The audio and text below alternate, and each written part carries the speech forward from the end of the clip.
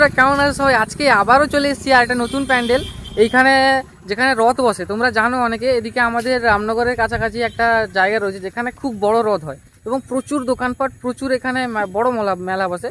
তো তোমরা জানোই যে এখানে এটা হচ্ছে কোথায় জায়গাটার নাম? ডেমরিয়া। ডেমরিয়া অনেকে জানো যে এখানে ডেমরিয়া বা তালসারি এই জায়গাগুলো রয়েছে। তো ডেমরিয়া বলে অনেকে জানো, এখানে রথ খুব ভালো হয় এবং সেখানেই আমরা চলে এসেছি। দেখতে পাচ্ছ এদিকে রয়েছে, এদিকে পেটটা দেখতে পাচ্ছ, আর এটা হচ্ছে তার সামনে।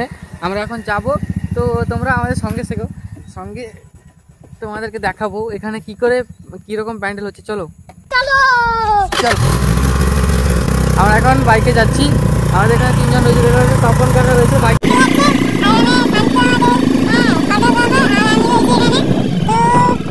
এখানে যাচ্ছি, এইখানে দেখতে পাচ্ছ জাস্ট এইখানেই এই যে মেলাটা বসে।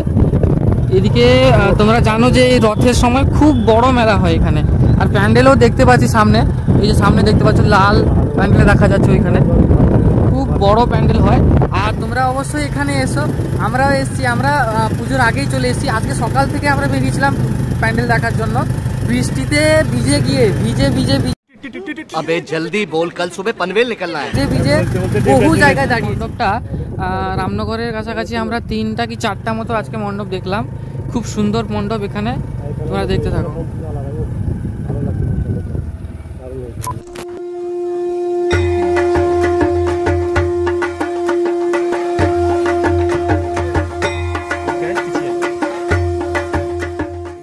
আমরা সকাল থেকে বেরিয়েছিলাম কয়েকটা মণ্ডপ দেখার জন্য। তো ইতিমধ্যে বেরিয়ে পড়ার পরই বৃষ্টি চলে আসে এবং বৃষ্টি এসে আমাদের বাধা সৃষ্টি করে, কিন্তু তারপরও আমরা ভিডিও তোমাদের সামনে তুলে ধরেছি। ভিডিওর মাধ্যমে আমরা কিছু মণ্ডপ, কিছু প্যান্ডেল, কিছু জায়গার আমরা ঠাকুরকেও দেখিয়েছি। তো এখানকার তো আমরা মাকে দেখে নেব।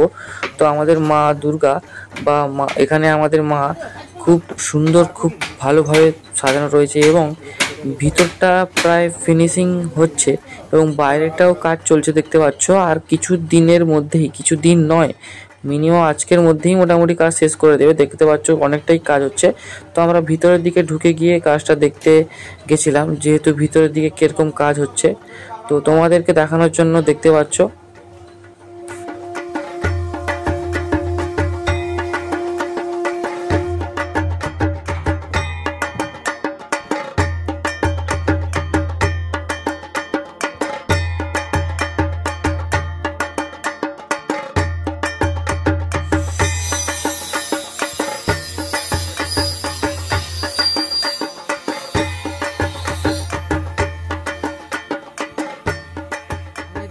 চলছে, তার জন্য পিছন দিয়ে ঢুকতে হলো প্যান্ডেলের মধ্যে। তো প্যান্ডেলের মধ্যে ভিতরে ঢুকে দেখলাম, তোমাদেরকে দেখাবো।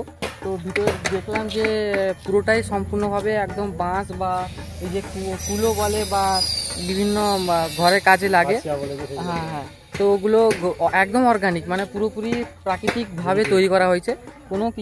ভিতরে কোনো কিছু কেমিক্যাল বা কোনো রং টং বেশি ব্যবহার দেখলাম না। তবে খুব সুন্দর লাগলো ভিতরে জিনিসটা দেখে।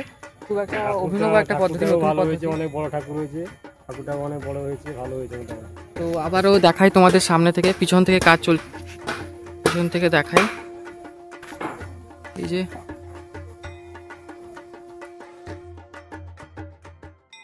একটা জিনিস চোখে পড়লো, যেটা হচ্ছে উপরে যে বুদ্ধদেবের যে মূর্তিটা রয়েছে, ওখানে দেখতে পাচ্ছ কতগুলো হনুমান এসে জড়ো হয়েছে।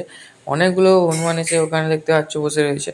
দেখে নেবো আমরা পরে কি রয়েছে প্যান্ডেলে।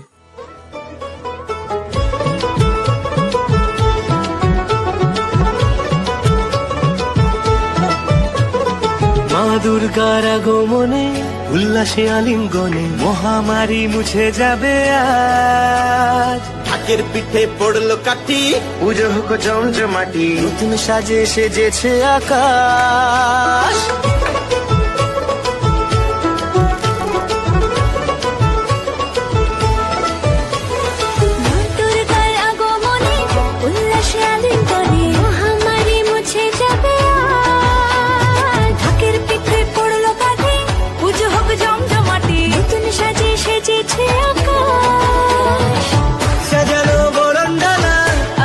মেঘের ভেলা চলছে ধনু জিনা, আসলার ঘন্টা বাজে, এলো না নতুন সাজে, আকাশে পুজো